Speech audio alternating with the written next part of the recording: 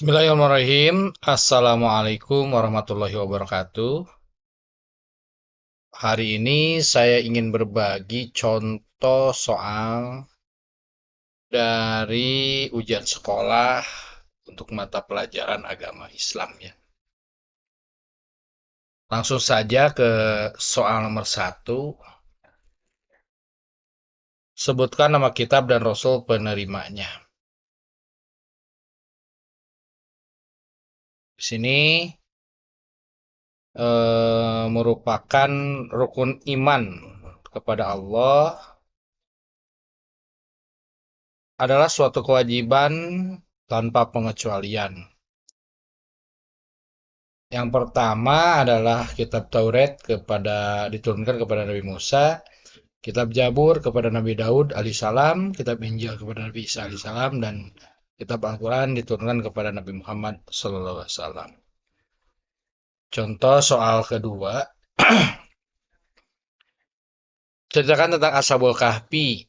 Kisah Ashabul Kahfi merupakan kisah para pemuda yang hidup dalam keadaan tertidur selama 309 tahun di gua. Hal ini diceritakan dalam Al-Quran surat Al-Kahfi ayat 9-26.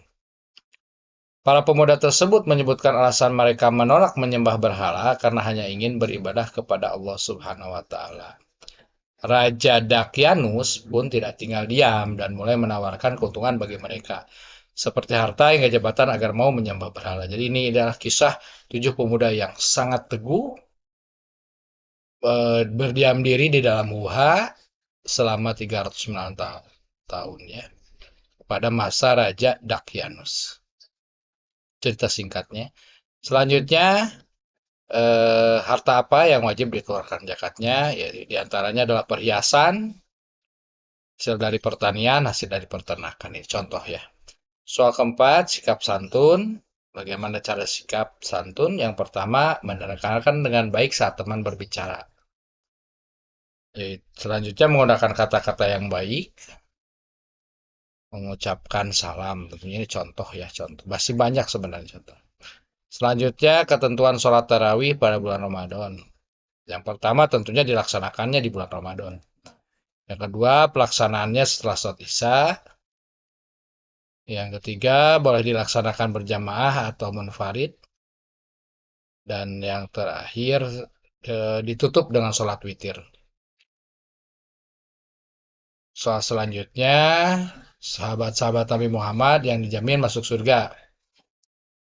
Yang pertama, Abu Bakar As-Siddiq, Umar bin Khattab, Utsman bin Affan, Ali bin Abi Thalib, Zubair bin Awam, Talha bin Ubaidillah, Abdurrahman bin Auf, Sa'ad bin Abi Waqqas.